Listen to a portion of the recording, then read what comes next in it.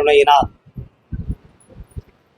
இந்த அருள்மிகு வழிகாட்டு மாளிகைப்பாறை கருப்பசாமி திருக்கோவிலுக்கு கூடி வந்திருக்கிற எல்லா பக்தர்களுக்கும் நமது திருக்கோவிலிலே நடத்துகிற ஒவ்வொரு அருள் நிறைந்த காட்சிகளை எல்லாம் யூடியூப் சேனல் மூலமாக உலகமெங்கும் பார்த்து தன் உள்ளத்துள்ளே பிரார்த்தனை செய்து தூய நினைவோடு இருக்கின்ற எல்லா பக்தர்களுக்கும்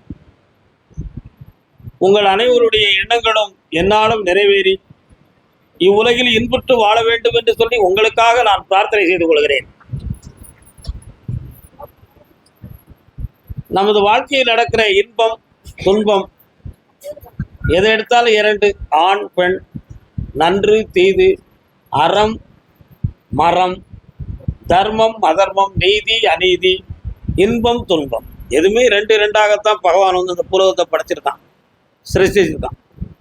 விஞ்ஞானிகள் கூட பாசிட்டிவ் நெகட்டிவ்னு கொடுத்தா இந்த எலக்ட்ரானிக்கலை கூட உருவாக்கி வச்சிருக்காங்க. அதனால இரண்டு ஒன்றில்லாமல் மற்றொன்று உருவாவதில்லை என்பதற்கு அர்த்தம்தான் அதனுடைய செயல்.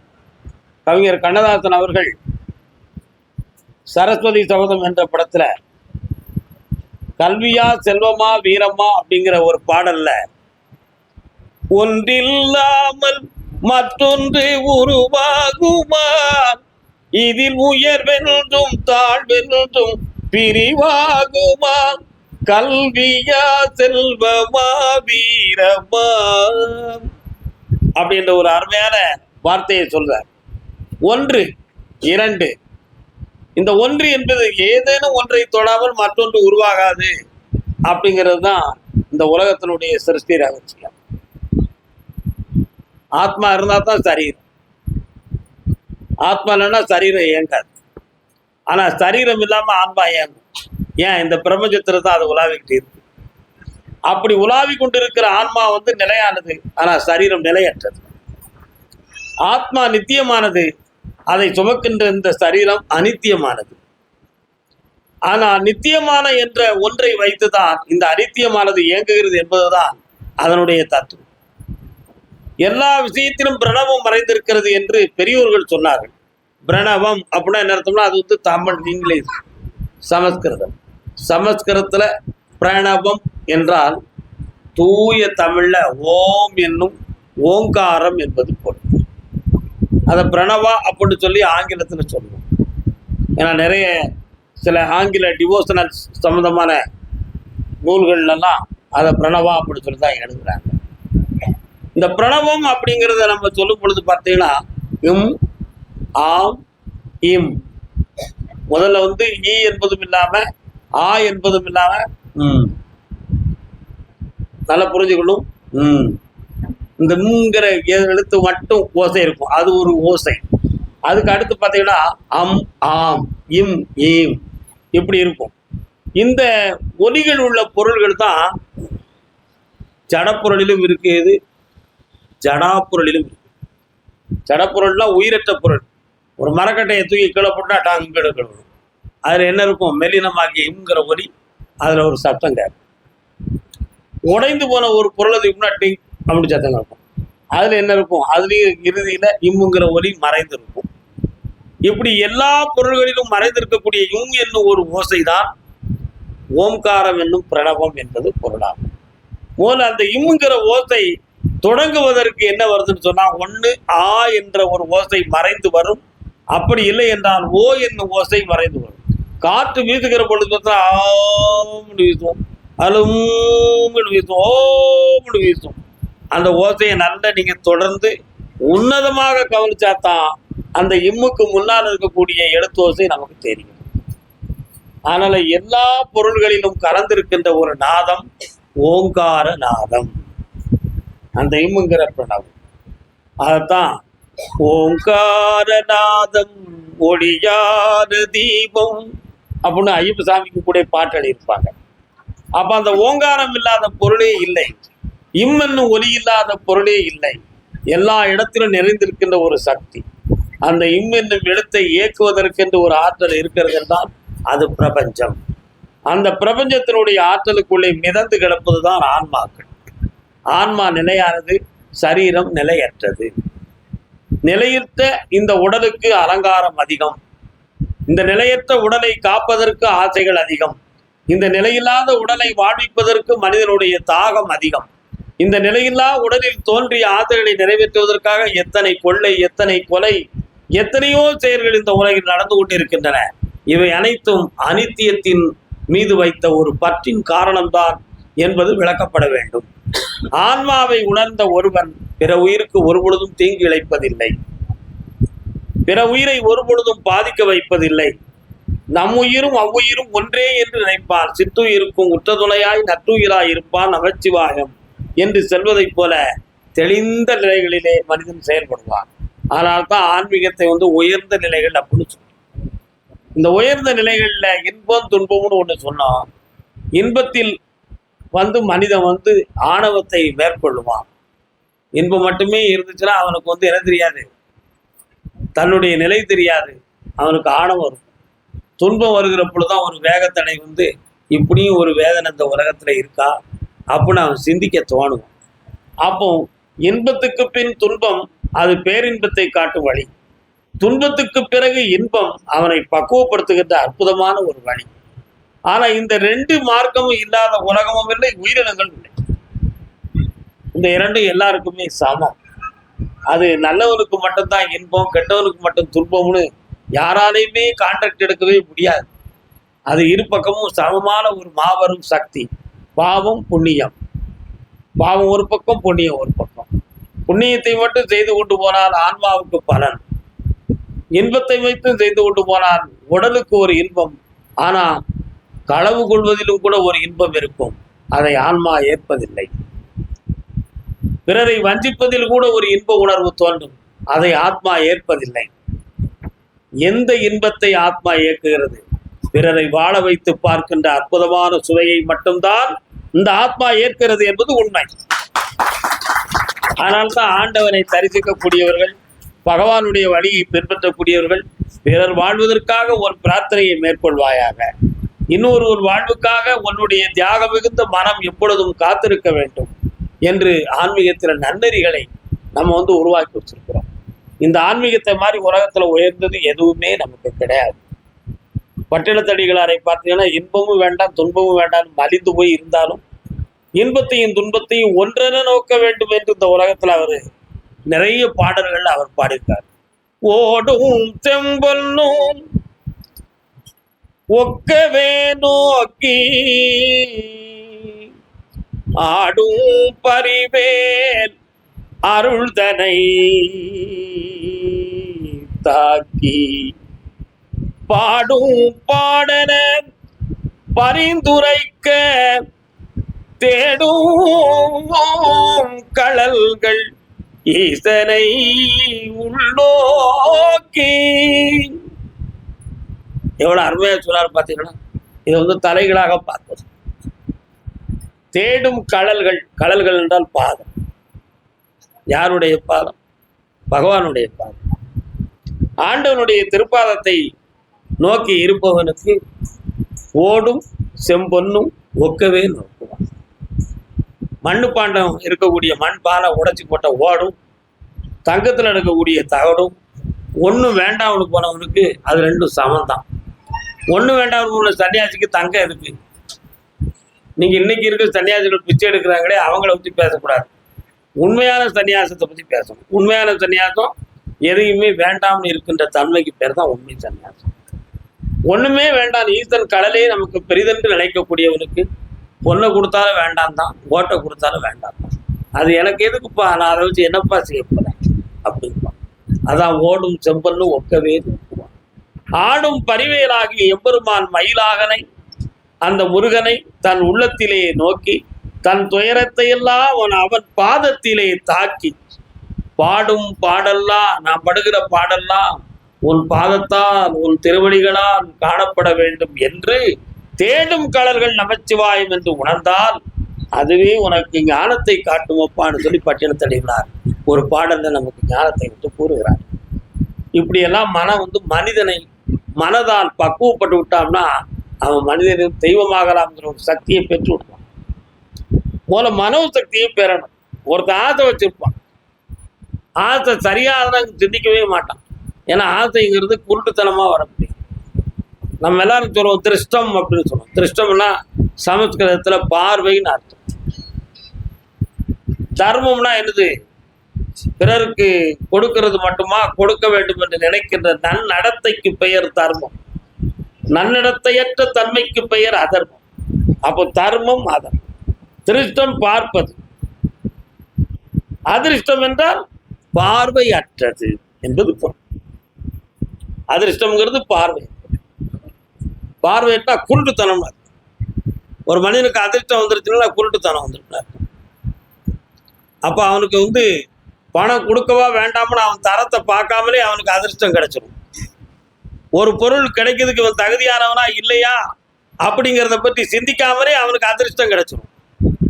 அப்போ அவனுடைய சூழ்நிலையை பற்றி தெரியாமலும் அவன் கேரக்டரை தெரியாமலுமே கிடைக்கிற ஒரு யோகத்துக்கு பேர் அதிர்ஷ்டம். அது ஒரு குருட்டுத்தனமா கிடைச்ச ஒன்று தான். அப்படி ஒரு குருட்டுத்தனமா எனக்கு எது கிடைக்க காத்திருக்கா அப்படின்னு ஒவ்வொருத்தர் உள்ளத்திலையும் நிறைய பேர் உள்ளத்துல இருக்கு. எண்ணம் லாட்டரி அடிச்சிடாதா, ஜாக்பாட்டு கிடைச்சிடாதா, நான் நினைக்கிற பொம்பளை கிடைச்சிட மாட்டாளா, நான் நினைக்கிற வாழ்க்கை கிடைச்சிடாதா, இப்படியெல்லாம் ஒவ்வொரு அதிர்ஷ்டத்தை பத்தி மனிதன் சிந்திச்சுக்கிட்டு தான் இருக்கான். அது மனிதனுடைய ஹியூமன் சைக்காலஜி. அது அவனுடைய உள்ளத்துல இறைவன் இயக்கப்பட்ட ஒரு வகையான உணர்ச்சி. ஆனா அந்த அதிர்ஷ்டம்ங்கிறத பிரபஞ்சம் பார்த்து எங்கேயோ வானத்திலிருந்து கீழே விடும், மழை விழுந்த மாதிரி. அந்த மழை சரியான தண்ணீர் என் மண்ணில் விழுந்தா அது குடிநீராக கூட மாறும். கடல்ல விழுந்தா யாருக்கும் பிரயோஜனம் இல்லாமல் போகும். ஆற்றுல விழுந்தா ஆற்று நீர், சேற்றில் விழுந்தால் சேற்று நீர், சாக்கடையில் விழுந்தால் சாக்கடை நீர். அப்போ சேரிடம் அறிந்து சேர். வானத்திலிருந்து விழக்கூடியது அதிர்ஷ்டமா மழை வருது, அது எங்க போய் விழுதோ அதுக்கு தகுந்த பலன். அது ஒரு குருட்டுத்தனமானதுதான். என்ன, நன்னீராகவே வந்து விட்டால் நம்ம குடிக்கிறதுக்கு மட்டுமே பயன்படுத்துவோம். சாக்கடையில விழுந்தா சாக்கடை குடியும் ஆயிரக்கணக்கான நோய் கிருமிகள் இருக்கு, அதுவும் உயிர் வாழணும்னு இந்த பிரபஞ்சத்துல ஒரு மாபெரும் சக்தி நினைக்கி. அப்ப அதுக்கும் தண்ணீரை குடுற. சிற்றுயிருக்கும் உற்ற துணையாக இருப்பான் நற்றுணையாம் நமச்சிவாயம் என்று சொல்வதை போல அதுக்கும் படிகளக்கம். இப்படி இத மாதிரிதான் அந்த அதிர்ஷ்டம். இந்த அதிர்ஷ்டம் என்பது எல்லாருக்கும் கிடைக்குமா கிடைக்காதுன்னு தீர்மானிக்க முடியாது. ஏன்னா அது குருட்டுத்தனமானதை போய் ஒரு ஞானி போய் எப்படி தீர்மானிக்கிறது? அந்த அதிர்ஷ்டத்தை அப்படி உனக்கு ஒரு குருட்டுத்தனம் இந்த பூலகத்துல வர வேண்டி இருக்காயா அப்படின்னு ஒரு விதி இருக்கணும். அந்த விதி இருக்கான்னு மட்டும்தான் ஞானியால பார்க்க முடியும். புரியுதா பரமேஸ்வரா? அது ரொம்ப முக்கியம். இந்த மாதிரி எல்லாம் நிறைய விஷயங்கள் இருக்கு. நமக்கு நிடத நாடுன்னு ஒரு நாடு இருந்துச்சு, தெரியுமா உங்களுக்கு? பாண்டிச்சேரிக்கும் கும்பகோணத்துக்கும் இடையில இருக்கக்கூடிய செந்தமிழ் நாட்டுக்கு நிடத நாடு அப்படின்னு வடது பக்கத்துல பேர். அதுல இருந்து மேற்கு பகுதியில ஒரு நாடு இருந்துச்சு, விதர்ப்ப நாடு அப்படின்னு ஒரு நாடு இருந்துச்சு. விதர்ப்ப நாட்டு அரசன் யாருன்னா வீமன். நீங்க மகாபாரதத்தில் வரக்கூடிய வீமன் கிடையாது. மகாபாரதத்துல இருந்து பல ஆண்டுகளுக்கு பின்பு ஒரு மன்னர் வீமன் சொல்லி ஒருத்தர் இருந்தார். மகாபாரதத்துல வரக்கூடிய வீமனுக்கு வீமன் அல்ல, பீமன். பீமன் அவருக்கு பேர். பீம மகாராஜா, பீமசேன மகாராஜா மரத்தை புடுங்கினார்னு சொல்லி பாட்டு இருக்கும், புரியுதா உங்களுக்கு? அத மாதிரி பீமன் பீமனுடைய மகள் தமயந்தி. நிடத நாட்டு அரசன் நலச்சக்கரம். உலகத்துல சோதனையும் வேதனையும் இன்னாருக்கு வரணுங்கிறதே கிடையாது. என்ன, யாரை வேணாலும் எப்படி வேணாலும் பற்றிக்கூடும். அதுதான் மனிதனுடைய வாழ்க்கையினுடைய நிலைமை.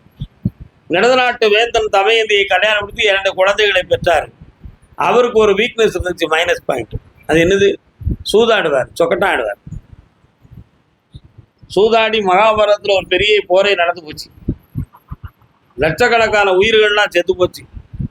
நாடே அழிந்து மாபெரும் சரித்திரத்தை உருவாக்கி ஒரு பாடத்திட்டமாகவே உலக இன்னைக்கு மகாபாரதத்தை கீதை வடிவத்தில் படிச்சுக்கிட்டு இருக்கு. சூதாட்டத்தால வந்த வேணா அது. ஆனா இதே நலனுடைய வழியில நலனுக்கு ஒரு வீக்னஸ். எவ்வளவு பொறுப்பா இருந்தாலும் அவன்கிட்டையும் ஒரு குறைவான ஒரு குணம் இருக்கும்னு சொல்லுவாங்க. அந்த உயர்வான குணம் உயர்வான தரம் இருந்தாலும் தாழ்வான குணம் இருக்கும் அப்படின்னு சொல்றோம். எல்லா மக்களும் நம்ம அந்த காலத்துல சொல்லுவோம், நீங்க கவனிச்சிருப்பீங்க, உயர பிறந்தாலும் குருவிதான், பறந்துதான். ஆனா இவங்க இந்த உயரம்ங்கிறத மட்டும் வச்சு உயரமா பறந்திருக்கு, பறந்து உயர்ந்தது அப்படின்னு சொல்லுவாங்க. குருவியால பறக்க முடியும். எவ்வளவு உயரம் இருந்தாலும் அது குருவி பறந்தாக முடியுமான்னு அதான் தான் இருக்க முடியும். அவங்க ஜாதியவோ குலத்தையோ சொன்னதாக நீங்க நினைக்காதீங்க. அதில் உள்ள உண்மைத்தன்மை என்னன்னு சொன்னா, குருவியின் குணம் ஓலையின் நுனி நரம்பியல்களை எடுத்து கூடு கட்டுகின்ற தன்மை உடையது குருவி. அதுக்கு விளக்கு வேண்டும் என்பதற்காக மின்மினி பூச்சிகளை பிடித்து கொண்டு சகதியினை பூர்த்து வைத்து விளக்குக்காக பயன்படுத்தும்.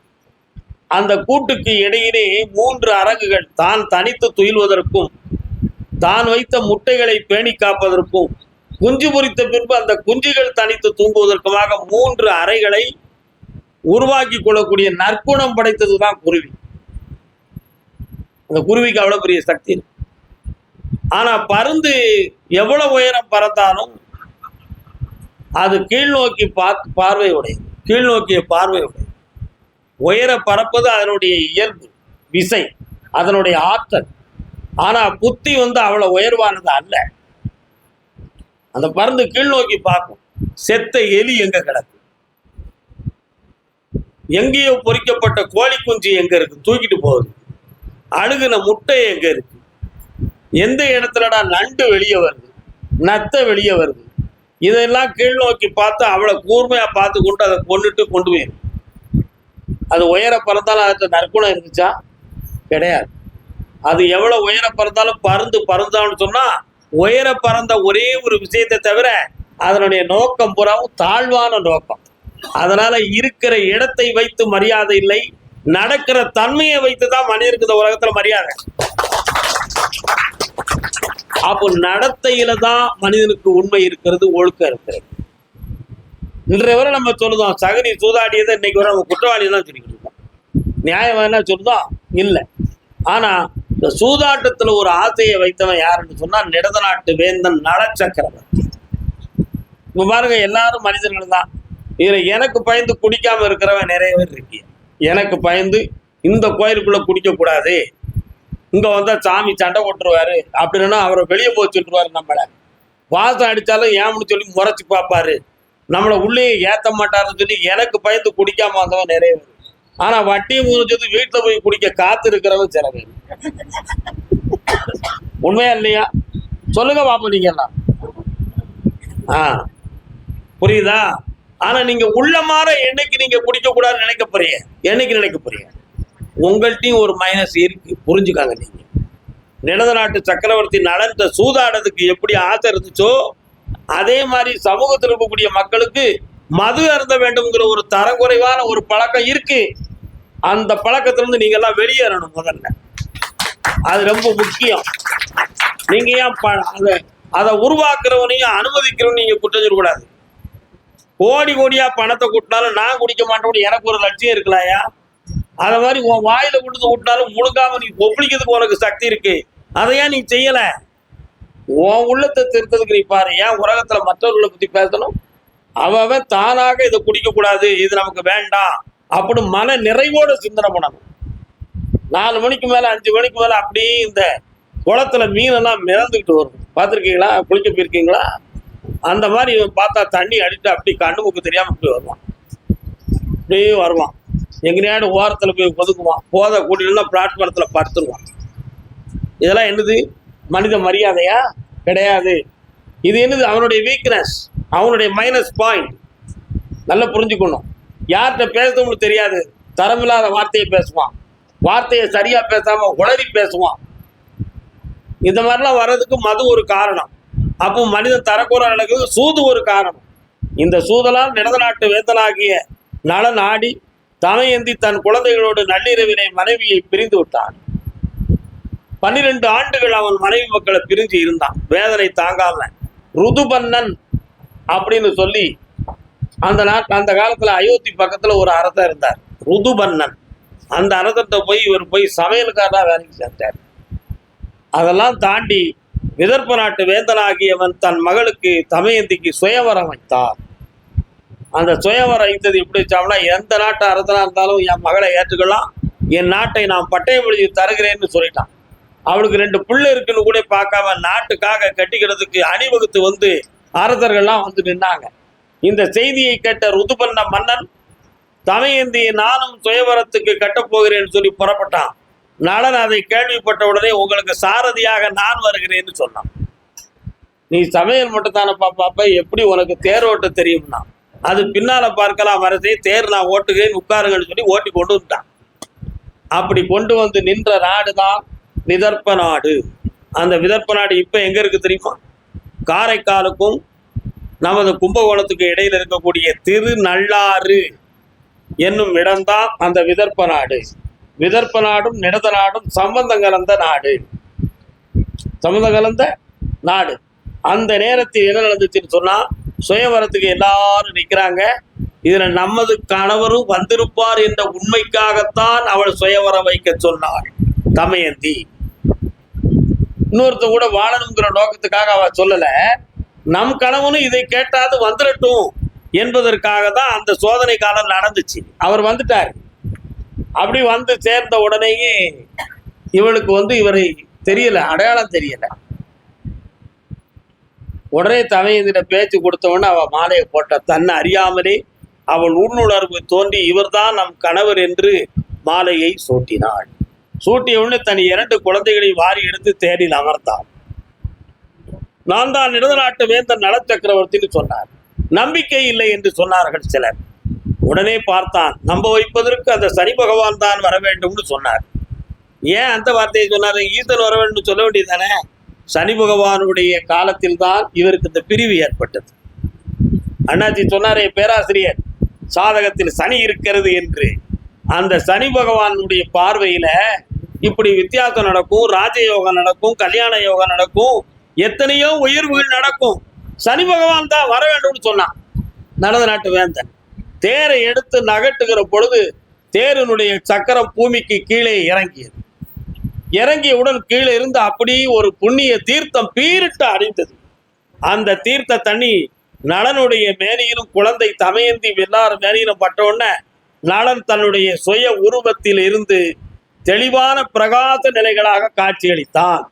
ஏம்னா இடைப்பட்ட காலத்துல கார்கோடகன் என்ற பாம்பு கடிச்சு விஷத்தால நிறம் மாறி இருந்தாரு நளன்.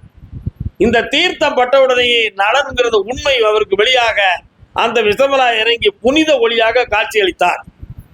நளனுக்கு தீர்த்தம் கொடுத்து அவன் வாழ்வை புனிதமாக்கிய காரணத்தால் தான் இன்னைக்கு திருநள்ளாறுல போய் நாம எல்லாம் தீர்த்தம் ஆடுறோம். புரியுதா? திருநள்ளாறுல தீர்த்தமாடி எம்பெருமான் சனி பகவானை போய் வணங்கி என் குறைகளெல்லாம் நீங்க வேண்டும் பெருமானே என்று அவனுடைய காலில் விழுந்து கும்பிட்டு வரும் பொழுது எல்லா புண்ணியமும் ஒழுங்கா கிடைக்கும்.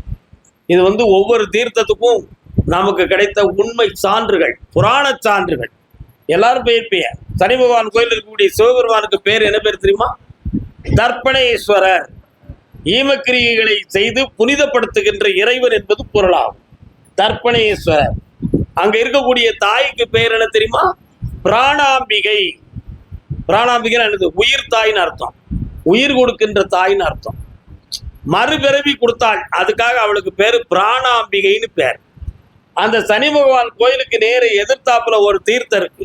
அந்த தீர்த்தத்துக்கு பேரு பிரம்ம தீர்த்தம். பிரம்ம தீர்த்தம்னு ஏன் அங்க வச்சான்? தான் அன்று எழுதிய எழுத்தின்படி மோட்சம் கொடுப்பதற்காக அந்த தீர்த்தத்தில் கால் நினைக்க வேண்டும் என்பதற்காக பிரம்ம தீர்த்தத்தை உருவாக்கி வைத்தார்கள். இப்படி ஒரு அற்புதமான ஒரு பெரிய சான்று நம்ம புராணத்துக்குள்ள இருக்கு. அதனால கிரகம் அந்த உலகத்துல யாரையுமே சும்மா விடாது. நாம அவங்கள்ட்ட மன்னிப்பு கேட்டு அந்த சோதனையை எம்பெருமானே அழியாமண்ணும் எங்களை காத்து நல்வனத்தோடு வாழ வைப்பா என்று சரணாகதி தத்துவம் பெற்றுட்டோம்னா எப்பேற்பட்ட துயரத்தையும் வெல்ல முடியும். அதற்கு நம்முடைய தூய்மையான மனதின் வலிமை வேண்டும். நம் மனதில் தூய்மை வேண்டும். இந்த நிலைகளில் நம்ம வந்து ஆண்டவன் நம்மளும் ஒண்ணுதான் அப்படிங்கிற அளவுக்கு நம்முடைய ஆத்மாவை ஆண்டவற்றை இணைக்கணும். அந்த அளவுக்கு நம்ம தியானம் பண்ணணும். அந்த அளவுக்கு பிரார்த்தனை பண்ணணும். அப்படி மனதை வலிமைப்படுத்தி விட்டால் மாசிலா மனமே ஈசன் கோயில் என்பது சத்தியமாகும். அந்த ஈசனை இதயத்தில் ஏற்ற வேண்டும். என்னாலும் உயர்ந்து வாழ வேண்டும். வாழ்கை என்று வாழ்த்தி அருள்வாக்கை தொடங்குவோம். வெற்றி கிடைக்கும்.